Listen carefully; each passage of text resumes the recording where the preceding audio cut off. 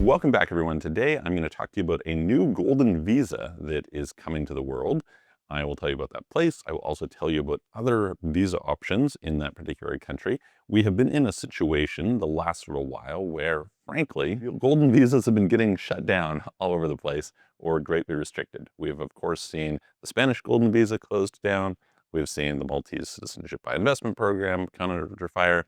We've seen reduction in the eligibility in places such as Greece and Portugal, so they made it kind of more difficult to qualify than they had in the past.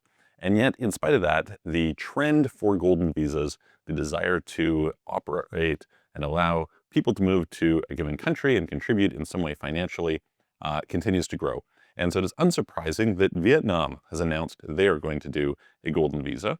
It is going to be a 5 or 10-year visa. And notably, there's a couple things that are important here. So number one, passive investment. In the past, the investment visas required active investment. I'm going to talk about those in just a minute, so you'll have a sense of how those work. It is going to be an option that you can have a much more streamlined process. Again, I'm going to talk about the process in the other visas that are existing out there in the meantime. And so, yeah, looks to be like a pretty attractive option that they are adding onto the docket. Now, in the past, I was in Vietnam in the fall. And so my mom had never been to Southeast Asia, so I did a trip. I took her to Singapore, Vietnam, Philippines. That was very nice. And so I made a video for you guys when I was there in Ha Long Bay, talking a little bit about the tax structure. So if you want, you can check out the video that we did about that.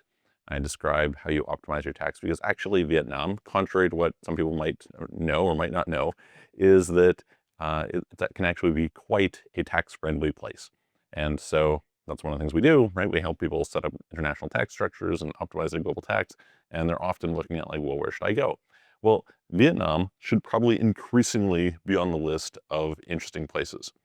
Vietnam is, in my view, one of the more underpriced places in the world. So we've seen, high inflation in different parts of the world, cost of living is going up, et cetera. Well, Vietnam offers a pretty remarkably low cost of living for pretty great quality in a bunch of regards. Great food, great service, great coffee. My favorite coffee is in Vietnam, to be fair. I'm not like the world's greatest coffee connoisseur, so maybe there's a bunch of places that are better or people have different tastes than I do, but I love Vietnamese coffee. They have a combination of French cuisine there mixed with Asian, and so yeah, it gives like a really great option. So it is definitely someplace you should check out. If, by the way, you're interested in checking out other places, we've done a guide. It is 10 places that you can move where you can save a fortune and live an excellent quality of life. So if you're looking at other places to go and you're thinking, okay, Vietnam, this is an interesting video, but maybe not for me, we have 10 other places, so you can check out our guide. It's free. You can download it in the link below and go through some of those places, as well as obviously always reach out to us and discuss if you have some questions about particular places or look for some other consultation around what sorts of places you'd like to go. So anyway, check those out. So anyway, let's talk about the requirements for visas. So the traditional investor visas fall under what are called DT1 to DT4 categories, okay? And essentially, you get anywhere from a 12-month to a 5-year visa. Now, notably, you can actually qualify for citizenship through these, and you can do that in 5 years, which is pretty quick, right? So compared to a bunch of countries, such as Thailand really doesn't like you to get their citizenship, Malaysia doesn't really like you to get their citizenship, Vietnam does offer the possibility of getting their citizenship. Now, it's not a great passport, right? So the reach that passport has is not super high quality. And you do need to learn Vietnamese, which for a lot of people will be super hard. But hey, you can see if it's something that you're interested in. And you do have to give up your alternative citizenships, so they don't allow dual citizenship. Now, the reality in some cases is that really how well they can police that, et cetera, is a little bit suspect in a lot of parts of the world. But officially, they don't recognize multiple citizenships.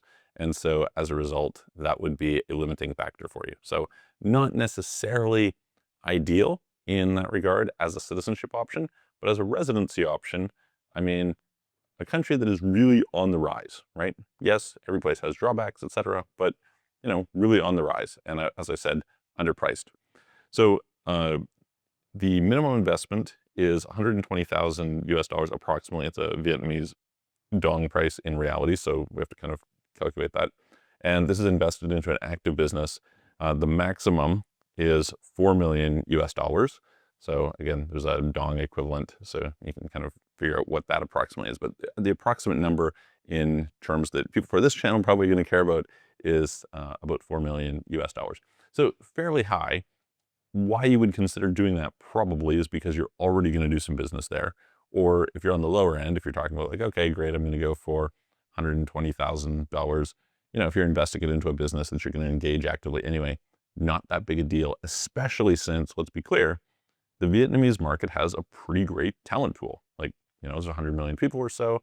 I have had one of my favorite graphic designers ever was Vietnamese. So, you can get some decent talent in that area. I'll bet I find that depending on what you're looking at, English is maybe not as good as you would get in some other places such as the Philippines. So, you have to kind of look at some trade-offs in terms of it. But I mean, 100 million people, that's a lot to choose from, right? So that's just investor visas. Now, unfortunately, they don't currently have a digital nomad visa. So that easy option is out. The traditional way that sometimes people would do it is you can get a 90-day visa, and the 90-day visa, people can do visa runs and things like this. It's not the greatest way to end up actually living in a country, but conceivably is one possible option.